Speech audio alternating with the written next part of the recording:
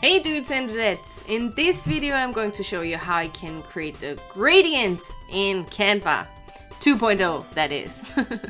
And it wasn't possible in 1.0, not within Canva itself, but now it's available and it's a bit hidden. That's why I'm going to show you around. So you have to click on elements and then go to shapes. And then you just have to start scrolling, because then at some point you will see this square box here.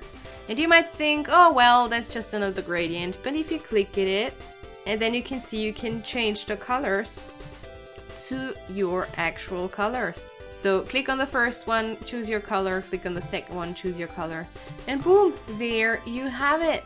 You can obviously then get the transparency down a bit, and you can also turn it around if you want to, but then you have to make sure that the gradient is bigger. If you want a different sort of angle, maybe let's use the blue one so that we can see what I mean.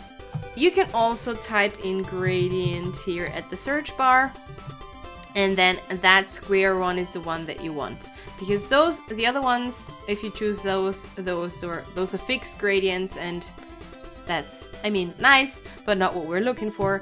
We want a gradient that we can change to our needs, and that's might just be a linear one, but then again, better than nothing, right?